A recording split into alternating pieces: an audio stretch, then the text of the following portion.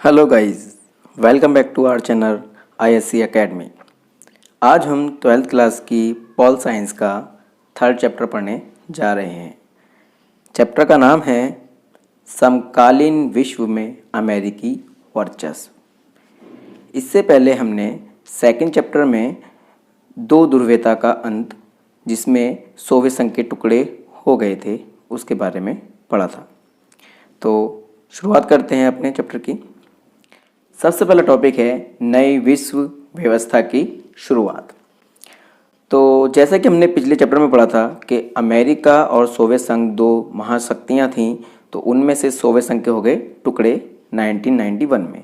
तो 1991 में सोवियत संघ का विघटन हो गया, यानी टुकड़े हो गए। 1991 में विश्व एक ध्रुवीय हो गया, यानी उससे पहले विश्व दो ध्रुवीय था। 1991 में विश्व में अमेरिका का वर्चस्व स्थापित हो गया, यानी अब पूरे विश्व पर सिर्फ अमेरिका का ही दबदबा था। अमेरिका वर्चस्व की शुरुआत 1945 में सेकेंड वर्ल्ड वॉर यानी द्वितीय विश्व युद्ध के समय ही हो गई थी। यानी कहें तो अमेरिका का जो वर्चस्व कायम हो गया था वो सेकेंड वर्ल्ड वॉर के समय ही हो गया था, क्योंकि अमेरिका ने अपनी ताकत पूरे विश्व को दिखा दी थी, परमाणु बम फेंककर जापान पर। ठीक है, तो यहाँ नई विश्व व्यवस्था की शुरुआत करना भी यही है कि विश्व दो ध्रुवीय से खत्म हुआ, एक ध्रुवीय हो गया। इसके बाद अगला टॉपिक आता है प्रथम खाड़ी युद्ध। जी, इसे हम ऑपरेशन डेजर्ट स्टॉर्म के नाम से भी जानते हैं। ठीक, प्रथम खाड़ी युद्ध, जिसे हम ऑपरेशन डेजर्ट स्टॉर्म के नाम से भी जानते हैं। तो 1991 में इराक ने कुवैत पर आक्रमण किया। ठीक है, इराक ने कुवैत पर आक्रमण किया। यूएनओ, अंतर्राष्ट्रीय संगठन जो युद्धों को रोकने के लिए बनाया गया था, तो यूएनओ ने कुवैत को मुक्त कराने के लिए कार्रवाई की अनुमति दे दी कि भैया कि इराक से कुवैत को मुक्त कराओ। यूएनओ ने उसकी इजाज़त दे दी। तो अमेरिकी राष्ट्रपति जॉर्ज बुश ने इससे नई विश्व व्यवस्था कहा। ठीक है, और 34 देशों ने 6,60,000 सैनिकों ने इसमें भाग लिया, यानी 34 देश थे और 6,60,000 करीब सैनिक थे। तो इन्होंने कुवैत को आज़ाद कराने के लिए इराक पर हमला किया और 75% सैनिक अकेले अमेरिकी सेना के थे। यानी इससे पता लगा सकते हो कि अमेरिका का दबदबा कितना है। ठीक है, इसके राष्ट्रपति सद्दाम हुसैन ने इसे 100 जंगों की एक जंग कहा या इसकी संज्ञा दी। तो क्योंकि 34 देश अकेले सद्दाम हुसैन से लड़े, तो सद्दाम हुसैन ने इसे क्या कहा, 100 जंगों की एक जंग। 7वां टॉपिक है, इसमें सर्वप्रथम यानी सबसे पहले स्मार्ट बमों का प्रयोग किया गया, इसलिए इसे कंप्यूटर वार भी कहा जाता है। ठीक है, तो अभी हमने पढ़ा प्रथम खाड़ी युद्ध, जिसे ऑपरेशन डेजर्ट स्टॉर्म या कंप्यूटर वार भी कहा जाता है, क्योंकि इसमें सबसे पहली बार स्मार्ट बमों का इस्तेमाल किया गया था। फिर आता है प्रथम खाड़ी युद्ध के परिणाम, कि प्रथम खाड़ी युद्ध के क्या परिणाम निकले। ठीक, तो नंबर 1, इस युद्ध से विश्व में अमेरिकी वर्चस्व का प्रचार बढ़ गया। ठीक है, क्योंकि 70% 34 देशों में से 70% सेना किसकी थी, अमेरिका की थी। तो अमेरिका का वर्चस्व और बढ़ गया, यानी अमेरिका के वर्चस्व का और प्रचार हो गया पूरे विश्व में। और इस युद्ध ने अरब एकता की जो भ्रम था उसको समाप्त कर दिया कि हम सब एक हैं अरब वाले देशों की। ठीक है, क्योंकि इस युद्ध में अरब देशों ने ही अपनी सैनिक टुकड़ी भेजी थी।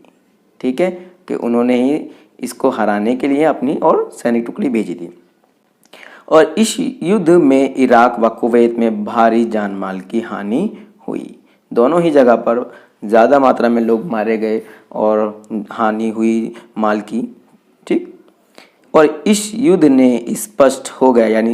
से स्पष्ट हो गया कि अमेरिकी तकनीक व प्रौद्योगिकी का क्षेत्र बहुत ही समूह व शक्तिशाली है। यानी इस युद्ध से या इस बात से पता चला कि अमेरिका की जो तकनीक है, जो टेक्नोलॉजी है, वो बहुत ही ज़्यादा शक्तिशाली है और देशों के मुकाबले बहुत ज़्यादा डेवलप्ड है। तो ये थे प्रथम खाड़ी युद्ध के परिणाम। अगला टॉपिक है क्लिंटन का दौर। तो 1992 में अमेरिका में राष्ट्रपति पद के चुनाव हुए, ठीक है, जिसमें जॉर्ज बुश हार गए और डेमोक्रेटिक पार्टी के नेता बिल क्लिंटन की जीत हुई, ठीक है। अब आए हैं कि बिल क्लिंटन जीते क्यों, उनकी जीत के कारण क्या थे। तो पहला कारण था उनकी जीत का कि बुश की विदेशी नीति का आधार अंतर्राष्ट्रीय मामलों को अधिक महत्व देना था। यानी उनकी जो विदेश नीति थी वो अंतर्राष्ट्रीय मामलों को ज़्यादा महत्व देते थे, जबकि बिल क्लिंटन ने अपनी विदेश नीति का आधार घरेलू मामलों पर रखा, अंतर्राष्ट्रीय मामलों को नहीं। यानी उन्होंने कि भैया दूसरे देशों के मुल्कों में इतना इंटरेस्ट क्यों लो, अपने देश के आर्थिक मामलों पर ज़्यादा ध्यान दो। तो क्लिंटन ने यही करा, अपने घरेलू मामलों पर ज़्यादा ध्यान रखा। दूसरा रीज़न था इनका जीतने का कि 1996 में दोबारा राष्ट्रपति पद के चुनाव हुए और इसमें भी क्लिंटन की ही जीत हुई। तो इस प्रकार वह 8 वर्षों तक राष्ट्रपति पद पर बने रहे। क्लिंटन सरकार ने सैन्य शक्ति और सुरक्षा के स्थान पर लोकतंत्र के बढ़ावे, जलवायु परिवर्तन तथा विश्व व्यापार जैसे नरम मुद्दों पर ध्यान केंद्रित किया। यानी क्लिंटन सरकार ने सैन्य शक्ति और सुरक्षा के स्थान पर लोकतंत्र को बढ़ावा दिया, जलवायु परिवर्तन, विश्व व्यापार जैसे इन नरम मुद्दों पर और ज़्यादा ध्यान दिया। तो ये थे क्लिंटन के जीतने के कारण, ठीक है। अब आते हैं क्लिंटन के दौर में जीत तो गए, राष्ट्रपति तो बन गए, लेकिन 2 प्रमुख घटनाएं घटी क्लिंटन के दौर में। वो घटनाएं क्या हैं? पहली, 1992 में नैरोबी जिसे केनिया तथा दार ए सलाम जिसे तंजानिया कहा जाता है, 1992 में अमेरिका दूतावासों पर बमबारी करके उन्हें समाप्त किया गया। यानी जो अमेरिकी दूतावास थे इन जगहों पर, यानी केन्या में और तंजानिया में, वहाँ पर भैया बमबारी की गई और इन्हें समाप्त किया गया। दूतावास अब जानते होंगे एम्बेसी पर। तो 1992 में पहली घटना ये घटी। दूसरी घटना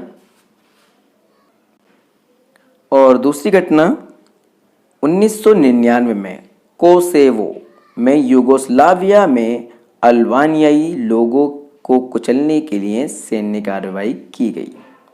तो ये 2 घटनाएं बिल क्लिंटन के समय में हुई, ठीक। अगला टॉपिक है हमारा ऑपरेशन इन्फिनाइट रीच। तो जैसा कि अब हमने पीछे पढ़ा कि केन्या और तंजानिया पर जो हमला हुआ था, तो उस हमले के लिए आतंकवादी संगठन अल-कायदा को जिम्मेदार ठहराया गया और इसमें हमले को रोकने के लिए, यानी इस हमले को रोकने के लिए राष्ट्रपति क्लिंटन ने सूडान व अफगानिस्तान पर क्रूज मिसाइलों से आक्रमण किया और इसे ही कहते हैं ऑपरेशन इन्फिनाइट रीच, ठीक है। तो केन्या और तंजानिया पर जो हमला हुआ था, जिम्मेदार कौन? अल-कायदा। तो उसे रोकने के लिए, उसका बदला लेने के लिए सूडान और अफगानिस्तान पर क्रूज मिसाइलों से हमला करना, ये ऑपरेशन कहलाया था ऑपरेशन इन्फिनाइट रीच, ठीक। आगे पढ़ते हैं 9/11। जैसा कि आप सबको पता होगा कि अमेरिका में जो डेट से पहले मंथ आता है, यानी मंथ पहले लिखते हैं, डेट बाद में लिखते हैं। तो ये है 9/11, इसका मतलब है 11 सितंबर 2001। तो विश्व की बहुत बड़ी आतंकी घटना मानी जाती है 9/11, ठीक है। तो 9/11 का मतलब क्या है? तो मैंने अब आपको बता दिया है कि अमेरिका में दिन से पहले महीना लिखा जाता है, इसलिए इस घटना को 9/11 के नाम से जाना जाता है। और यदि ये घटना भारत की होती तो इसे 11/9 कहा जाता, ठीक है। 11 सितंबर 2001 को अमेरिका पर आतंकवादियों ने आक्रमण किया, यानी आतंकवादी हमला हुआ अमेरिका पर। जी, हुआ क्या? 19 अपहरणकर्ताओं ने 4 व्यावसायिक विमानों को अपहरण कर लिया, ठीक है, जिनमें से 2 विमानों को न्यूयॉर्क में स्थित WTC यानी वर्ल्ड ट्रेड सेंटर, ठीक है, के दक्षिण व उत्तरी टावर से टकरा दिया। तो आपने सुना होगा वर्ल्ड ट्रेड घटना, ठीक है। तो 2 तो उससे टकरा गए और तीसरा विमान पेंटागन में स्थित रक्षा अनुसंधान मुख्यालय से टकराया और चौथा विमान पेंसिल्वेनिया के खेतों में जा गिरा और इसमें लगभग 3000 लोग मारे गए। ये थी, ठीक है, ये था 9/11, ठीक है, और अलकायदा को इसके लिए जिम्मेदार ठहराया गया, ठीक है। तो इसी घटना को 9/11 के नाम से जाना जाता है। 19 अपहरणकर्ताओं ने 4 प्लेनों को हाईजैक करा, यानी अपहरण करा। उनमें से 2 को वर्ल्ड ट्रेड पर टकरा दिया, एक को पेंटागन में जो स्थित था रक्षा अनुसंधान उससे टकरा दिया और एक चौथा पेंसिल्वेनिया में गिर गया। और इस पूरे कांड में 3000 के लगभग लोग मारे गए। ये सबसे बड़ी आतंकी घटना थी, इसे ही 9/11 के नाम से जाना जाता है, ठीक। अगला है ऑपरेशन एंड्यूइंग फ्रीडम। एंड्यूइंग फ्रीडम जी, 9/11 के आतंकी घटना के विरोध में अमेरिका राष्ट्रपति जॉर्ज बुश ने आतंकवाद के विरुद्ध एक विश्वव्यापी युद्ध छेड़ दिया। यानी 9/11 का बदला लेने के लिए अमेरिका के जो राष्ट्रपति थे जॉर्ज बुश, उन्होंने कसम खा ली कि भैया अब ये आतंकवाद को ख़त्म कर देना, पूरे विश्व में कहीं भी होगा ढूंढ ढूंढ कर।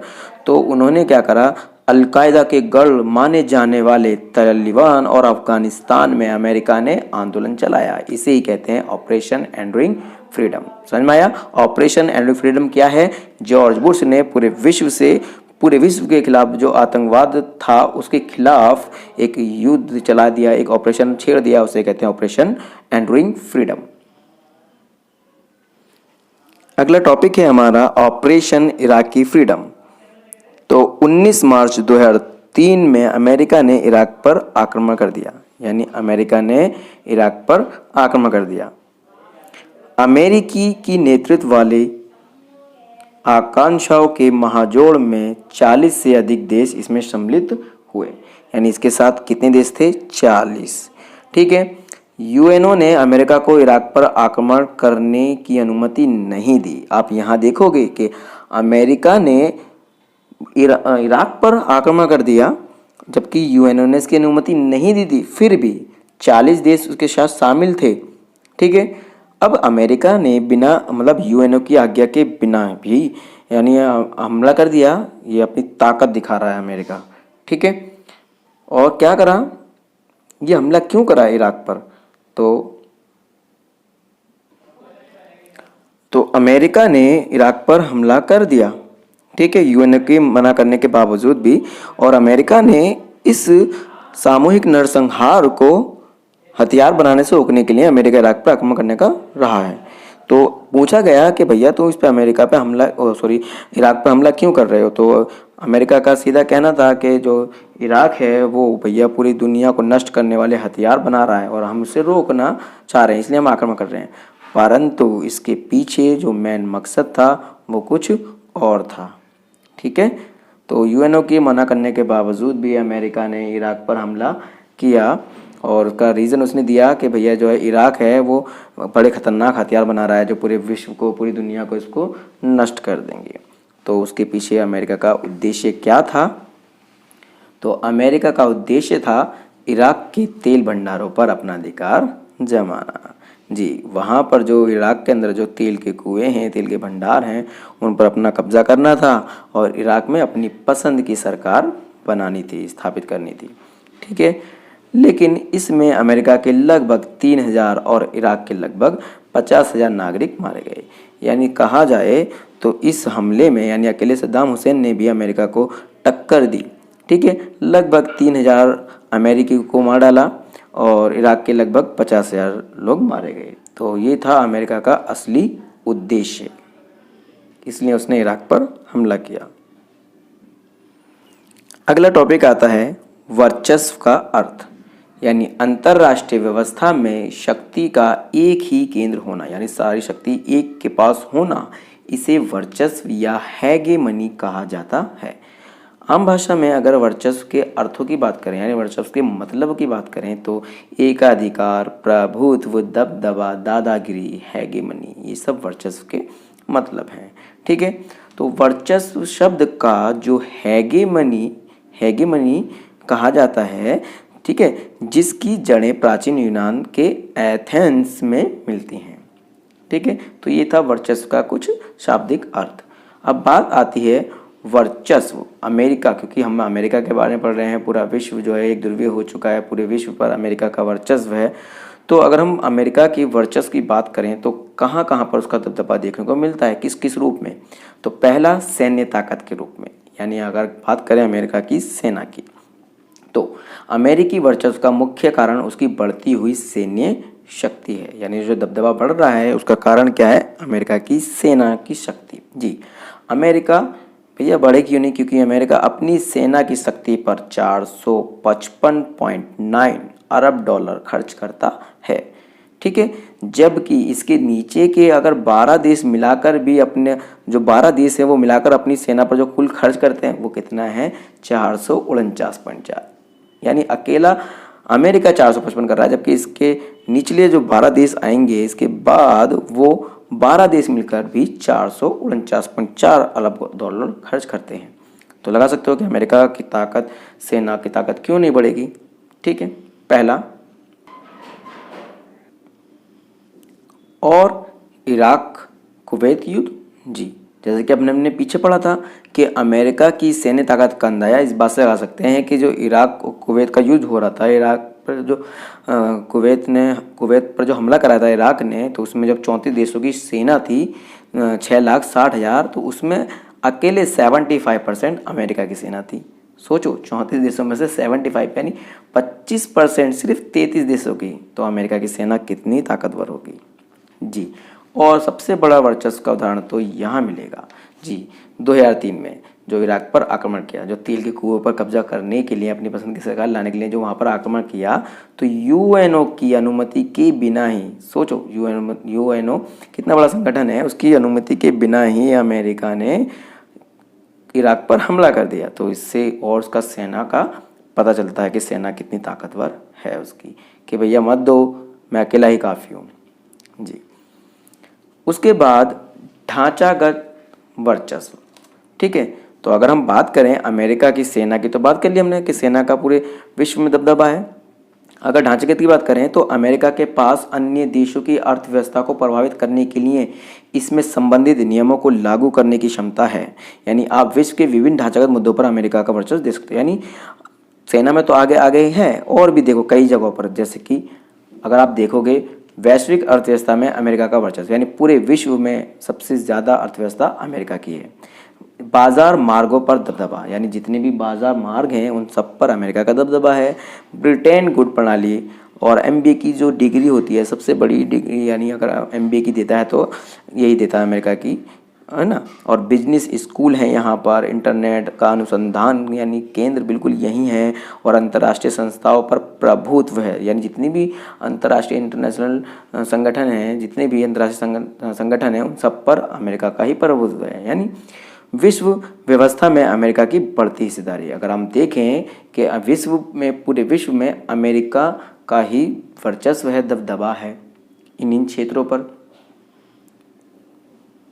इसके बाद आता है वर्चस्व संस्कृति के अर्थ में। यानी अगर देखा जाए तो अमेरिका की सेना ही नहीं, ढांचा ही नहीं, यानी उसकी संस्कृति का भी पूरे विश्व पर दबदबा है। जी, वर्चस्व के सांस्कृतिक का अर्थ है संबंध सहमति करने से। यानी यहाँ वर्चस्व का अर्थ है सामाजिक तथा विशेषकर विचारधारा के धरातल पर किसी भी वर्ग की बढ़त का दबदबा। यानी कहने का मतलब है कि कैसे हर देश, हम यहाँ तक कि हम भी कैसे अमेरिका की संस्कृति को अपनाते जा रहे हैं। जी, अमेरिका की संस्कृति बड़ी ही लुभावनी है और इसी वजह से सबसे अधिक शक्तिशाली भी है।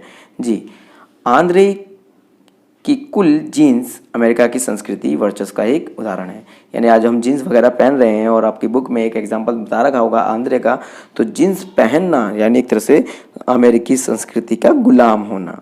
जी, और शीत युद्ध के दौरान जब सोवियत का सैन्य ताकत से हरा नहीं सका तो अमेरिका ने संस्कृति वर्चस्व के दायरे में बाजी मारी।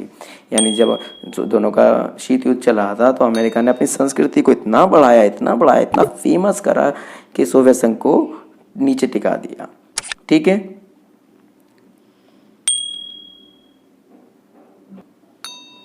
इसके बाद अगला टॉपिक आता है अमेरिकी शक्ति के मार्ग में अवरोध या रुकावट। तो जैसे कि अब इन्होंने पीछे पढ़ा कि अमेरिका का दबदबा बढ़ता ही जा रहा है, दिन ब दिन बढ़ता ही जा रहा है, लेकिन उसके रास्ते में जो रुकावटें हैं, अवरोध हैं, यानी इसकी दबदबे को, वर्चस्व को रोकने का जो कारण कर रही हैं, काम कर रही हैं, वो क्या हैं? तो पहला है अमेरिका की संस्थागत बनावट। जी, जो उसके अवरोध है, रुकावट है उसके वर्चस्व में, उसके शक्ति के मार्ग में, वो क्या है? वहाँ की संस्थागत बनावट। जी, क्योंकि अमेरिका में शासन के 3 अंग होते हैं, यानी शक्ति का विभाजन, तथा यही बनावट कार्यपालिका द्वारा सैन्य ताकत को बेलगाम शासन पर नियंत्रित करने का काम करती है। यानी वहाँ की जो 3 अंग हैं शक्ति के, तो उससे जो है सेना की जो ताकत के बेलगाम शासन पर नियंत्रण हो रखा है। यानी सेना इतनी ताकतवर है लेकिन फिर भी उस पर लगाम लगी हुई है। तो ये एक अमेरिका के सामने रुकावट है। दूसरी, अमेरिका का उन्मुक्त शासन। जी, तो अमेरिका के मार्ग में ये दूसरा रुकावट है। यानी अमेरिका में जनसंचार के साधन, वहाँ की जनमत, यानी वहाँ की जनता बहुत पढ़ी लिखी है, तो वो किसी भी दिशा मोड़ने का भला प्रयास करेंगे। यानी परंतु अमेरिका संस्कृति के शासन के उद्देश्य व तरीके को लेकर उनमें मन में गहरा रुख है। यानी वहाँ की जो जनता है, वहाँ का जो जनसंचार है, वो बहुत ज़्यादा ताकतवर है, मजबूत है। तो ये भी एक तरह से देखा जाए तो उनके शासन में एक रुकावट है, उनके वर्चस्व में एक रुकावट है। तीसरी रुकावट आती है उनके सामने नाटो। जी, नाटो हालांकि अमेरिका का ही बनाया गया एक संगठन है, अमेरिका ने खुद बनाया था। तो अमेरिका की शक्ति के मार्ग में तीसरा कारण उसके द्वारा बनाया गया संगठन नाटो है। जी, नाटो में सम्मिलित देशों में अमेरिका की बाजार मूलक अर्थव्यवस्था पर नियंत्रण लगा सकते हैं। यानी नाटो जो है वो उसके सदस्य देश हैं, तो वो किसी भी मनमानी पर उस पर रोक लगा सकते हैं। ठीक है, तो ये थे अमेरिका के वर्चस्व के सामने आने वाले अवरोध या रुकावटें। अगर हम कहें कि अमेरिका और भारत के संबंध कैसे हैं, तो भारत ने भैया अपनी अर्थव्यवस्था का उदारीकरण तथा उसे वैश्विक अर्थव्यवस्था से जोड़ने का फैसला शीत युद्ध समाप्त होने के बाद लिया। यानी जैसे शीत युद्ध समाप्त हुआ, अमेरिका ने कहा कि हम विश्व की अर्थव्यवस्था के साथ जुड़ेंगे और उदारीकरण नीति को अपनाएंगे।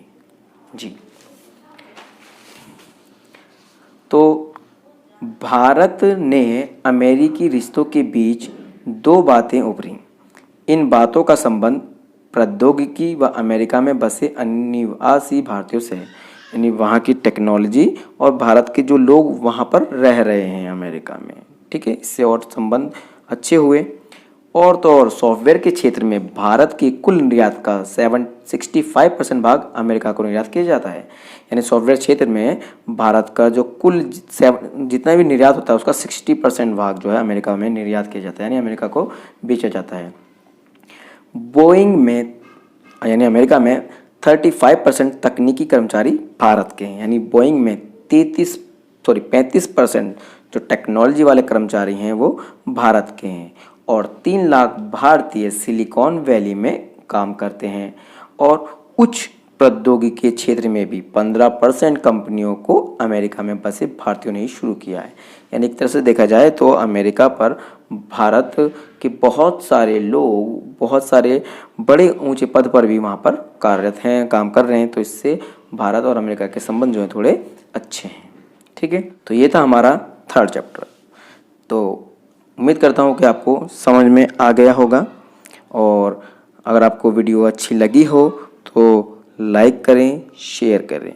अगर हाँ, आप हमारे चैनल पर नए हैं तो सब्सक्राइब करना हमारे चैनल को ना भूलें।